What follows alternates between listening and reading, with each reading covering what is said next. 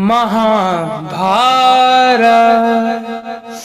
ये कथा है उस युद्ध की जहां हर एक शत्रु क्रुद्ध था पाप ही सर्वत्र सब में, बस धर्म ही एक शुद्ध था, धर्म ही एक शुद्ध था।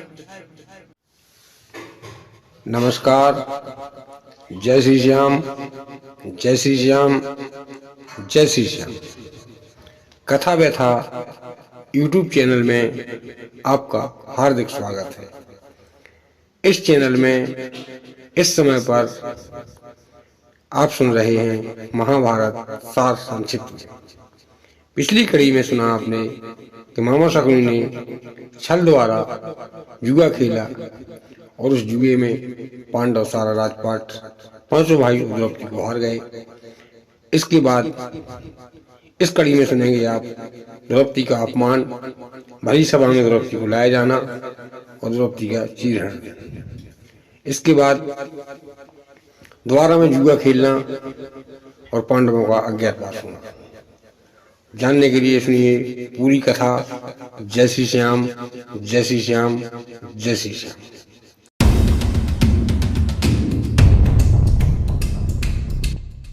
जब धर्मराज युधिष्ठिर मामा शकुनी द्वारा पांसे के खेल में अपने पांचों भाई, अपना पूरा राजपाट, यहाँ तक कि अपने चारों भाई स्वयं को भी दांव पर लगा देते हैं और उन्हें भी हार जाते हैं। इसके बाद मामा शकुनी कहते हैं कि यदि तुम द्रौपदी को दांव पर लगा दोगे तब तुम्हारा राजपाट तुम्हें वापस मिल जाएगा यदि जीत जाते हो तो। वह लालच बस द्रौपदी को भी दांव पर लगा देते हैं और इसके बाद द्रौपदी को भी हार जाते हैं। इसके बाद दुर्योधन कहता है, अपने भाई दुशासन से कहता है, हे दुशासन जाओ, और अभी पांचों पांडव मेरे दास हो चुके हैं और जो द्रौपदी है वह मेरी दासी हो चुकी है। जाओ और उस दासी को बाल पकड़कर घसीटते हुए इस राजसभा में लाओ।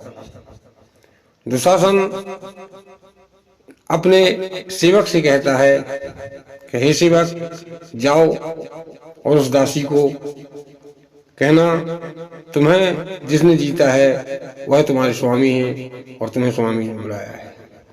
इस प्रकार से वह दास जाता है और द्रौपदी उस समय पर अपने महल में होती हैं, अपने घर में होती हैं। तो वह पहुंचता है और कहता है, हे महारानी, आपको धर्मराज युधिष्ठिर ने जुए में हार दिया है और जिन्होंने आपको जीता है उन्होंने आपको बुलाया है और आप चलिएगा। इस पर द्रौपदी कहती है कि जाओ धर्मराज युधिष्ठिर से पूछ के आओ कि क्या तुमने द्रौपदी से पूछकर उन्हें दांव पर लगाया था। वह दास आता है और धर्मराज युधिष्ठिर से पूछता है। धर्मराज युधिष्ठिर कोई जवाब नहीं देते हैं। इस पर दुर्योधन कहता है कि दुशासन अब तुम जाओ, वो ऐसे नहीं आएगी और उसे यदि अच्छी तरह से ना आए तो बाल पकड़कर घसीटते हुए लाना। दुशासन जाता है और द्रौपदी अंदर होती हैं, दरवाजा बंद होता है। द्रौपदी से दरवाजा खोलने के लिए कहता है कि हे दासी बाहर निकल, मेरे भाई ने तुम्हें जीत लिया है और तुम दासी है, तुम राजसभा में चल। इस पर द्रौपदी कहती हैं कि मैं इस कुल की कुलवधू हूँ और कुलवधू को इस प्रकार से नहीं बुलाया जाता है और मैं तुम्हारी भाभी हूँ, तुम यह मुझसे किस प्रकार से बात कर रहे हो। इस पर दुशासन दरवाजा तोड़वा देता है। दरवाजा तोड़कर अंदर घुसता है और अंदर कहता है कि तुम मेरी भाभी नहीं हो, भाभी थी जब थी, अब तुम मेरे भाई द्वारा जीती हुई एक दासी हो और चलो राजसभा में तुम्हें चलना होगा। द्रौपदी मना करती हैं, इस पर भी वह नहीं मानता है और द्रौपदी को बाल पकड़ता है और बाल पकड़कर घसीटता हुआ वहां से लाता है। द्रौपदी चिल्लाती हैं माता कुंती वहां आ जाती हैं और कुंती को जब इस बात का पता चलता है कि धर्मराज युधिष्ठिर ने उन्हें जुए में हार दिया है, इतना सुनते ही द्रौपदी बेहोश हो जाती हैं और दुशासन उन्हें एक कमरे में बंद कर देता है, बेहोश कुंती को, और वहां से द्रौपदी को बाल पकड़कर घसीटता हुआ राजसभा में लाता है। जब द्रौपदी बाल पकड़कर घसीटती हुई राजसभा में लाई जाती हैं, तब दुशासन दुर्योधन से कहता है कि लो भाई, मैं इस दासी को ले आया। तब दुर्योधन कहता है कैसे वस्त्रहीन कर कर मेरी जंघा पर बैठा हूं। इस पर भीम को क्रोध आता है और कहता है, भीम कहते हैं कि दुर्योधन, मैं इस भरी सभा में आज ये प्रतिज्ञा करता हूं कि यदि मैं समय मिला या समय नहीं मिला, मैं अपने जीवन काल में तेरी जंघा अवश्य तोड़ूंगा। ये प्रतिज्ञा मेरी है। इसके बाद दुर्योधन दुशासन से कहता है इसे घसीटती हुई लाओ। दुर्योधन दुशासन से द्रौपदी छूट जाती हैं। छूटने के बाद राजसभा की ओर जाती हैं। राजसभा में समस्त लोग बैठे होते हैं, जिसमें गंगा पुत्र भीष्म की ओर द्रौपदी कहती हैं कि हे पुत्र, हे गंगा पुत्र, क्या तुम्हारे कुल में यही परंपरा है कि कुलवधू को इस प्रकार से सभा में लाया जाए और इतना अपमान किया जाए?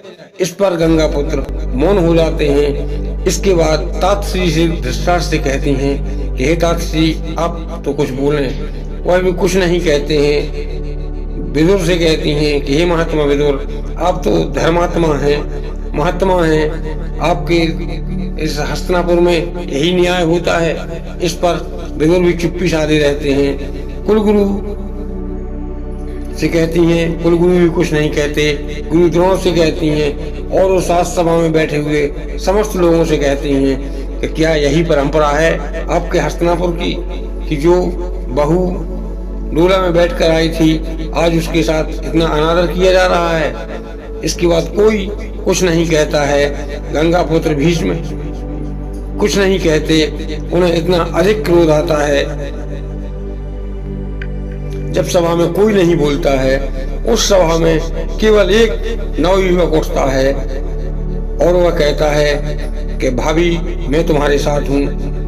वह होता है दुर्योधन का भाई, जो दुर्योधन की माँ गांधारी के गर्भ से पैदा नहीं हुआ था। जिस प्रकार से यमट के द्वारा पैदा हुए थे, वह नहीं हुआ था। वह दुर्योधन के पिता दासी का पुत्र था, जिसका नाम यूसुफ था। और वह कहता है कि हे भाई दुर्योधन, आप ये गलत कर रहे हैं। भाभी इस घर की कुलवधू है और आप इन्हें छोड़ दीजिएगा। इस पर दुर्योधन कहता है कि यदि तुम ज्यादा बहस करेगा तो तेरी गर्दन धड़ से अलग कर दी जाएगी, तू शांत होकर बैठ जा। वह कहता है मैं शांत नहीं बैठ सकता हूँ, मैं इस सभा को छोड़कर जा रहा हूँ। और वह सभा छोड़कर वहां से चला जाता है। इसके बाद कोई उस दुर्योधन का कोई विरोध करने वाला नहीं होता है। गंगा पुत्र भीष्म यदि चाहते सब कुछ कर सकते थे, उस अपमान को रोक सकते थे, लेकिन वह अपनी प्रतिज्ञा में बंधे हुए थे कि मैं सिंहासन की केवल रक्षा करूंगा। और इस पर उन्हें अधिक क्रोध आता है तो तलवार अपने हाथ से तोड़ देते हैं और दोनों हाथ खून से लाल हो जाते हैं। समय निकलता है। दुर्योधन कहता है कि हे दुशासन, तुम क्या कर रहा है? अब क्या तुम इसका यही नाटक देखता रहेगा? कर्ण कहते हैं, कर्ण कहता है कि आप ये बताइए कि ये वेश्या है। तब दुर्योधन कहता है यह वेश्या कैसे हुई, यह तो मेरी दासी है। तब कर्ण कहता है कि जो 5-5 पतियों के साथ रहती है, ऐसी स्त्री को वेश्या नहीं कहा जाएगा तो क्या कहा जाएगा? इस प्रकार से अपमान भरे शब्दों के साथ प्रयोग किया जाता है। और दुर्योधन दुशासन को आदेश देता है कि हे दुशासन, अब तुम एक काम कर, इसकी साड़ी खींच और उसे नंगा कर कर मेरी जंघा पर बैठा। इसके बाद दुशासन साड़ी खींचता है। द्रौपदी अपने 5 पतियों की तरफ देखती हैं। 5 पतियों की तरफ देखती हैं, गुहार लगाती हैं कि हे धर्मराज युधिष्ठिर, तुम मेरे पति हो, तुम मेरी लाज की रक्षा करो। इसकी उनकी तरफ देखती हैं, तब वह अपनी आंखें नीची, नजर नीची कर लेते हैं, गर्दन नीची कर लेते हैं। इसके बाद कहती हैं, हे गदाधर भीम, तुम क्या कर रहे हो?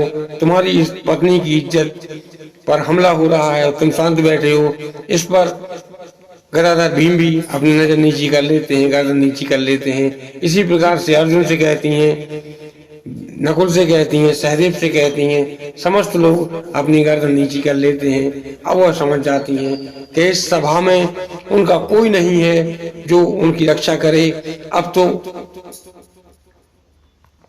केवल ईश्वर ही है, भगवान श्री कृष्ण ही है जो उनकी रक्षा कर सकते हैं। इसके बाद दुशासन साड़ी खींचता है, वह ऊपर हाथ कर दोनों नेत्र बंद कर घूमती जाती हैं और भगवान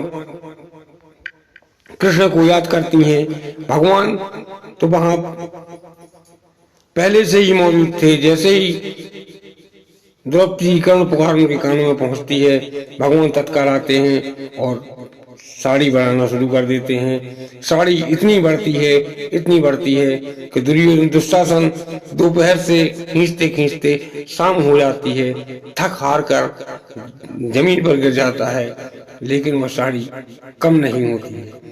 इसके बाद जब दुशासन साड़ी खींच नहीं पाता है और थक हार कर बैठ जाता है, इसके बाद समस्त सभासद शांत हो जाते हैं और द्रौपदी उठती हैं और कहती हैं कि आज मैं कौरव वंश के लिए श्राप देती हूँ। इस पर माता गांधारी उठती हैं और कहती हैं, हे पुत्र वधू, मैं तुमसे क्षमा मांगती हूँ, तुम्हारा जो अपमान हुआ है उसका तुम्हें पारितोषिक नहीं दे सकती हूँ। लेकिन इस पर गांधारी कहती हैं कि हे पुत्री, हे पुत्र वधू, मुझे माफ करो, मेरे पुत्रों को माफ करो और इन्हें श्राप मत देना।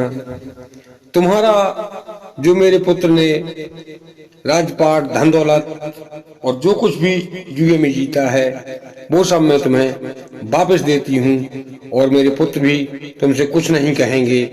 केवल मैं तुमसे विनती करती हूँ, तुम्हारे चरण स्पर्श करती हूँ, तुमसे क्षमा चाहती हूँ कि तुम केवल श्राप मत देना। इस पर द्रौपदी रुक जाती हैं और द्रौपदी अपने कक्ष में चली जाती हैं। इसके बाद वहां से पांचों पांडव भी चले जाते हैं, बैठते हैं, रात विश्राम करते हैं।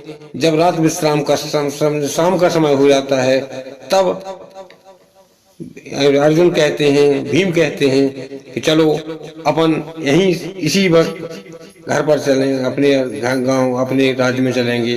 अब यहाँ एक क्षण भी रुकना हमारे लिए बेकार है। इस अपमान भरे महल में हम एक क्षण भी नहीं रुक सकते हैं।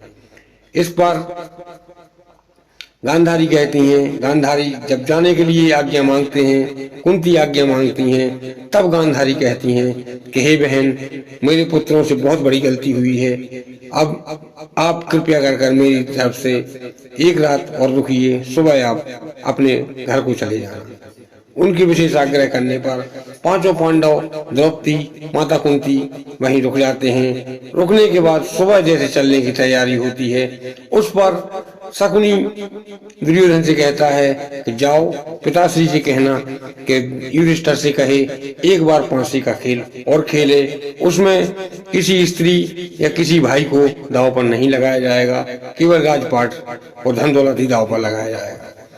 इस प्रकार से दुर्योधन जाता है और अपने पिता से ये सारी बात कहता है, क्योंकि उसका पिता अंधा तो था ही, लेकिन सबसे बड़ा अंधा, आंखों से अंधा होना तो कोई बड़ी बात नहीं था, और पुत्र मोह में इतना अंधा था, जैसा पुत्र कहता था वैसा वह करता था।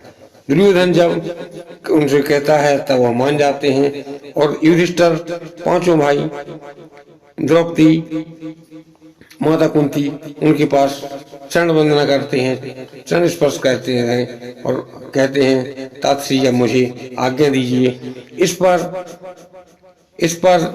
धृतराष्ट्र कहते हैं कि हे पुत्र, मेरी एक इच्छा है, यदि तुम चाहो तो पूरी कर सकते हो, नहीं चाहो तो कोई बात नहीं।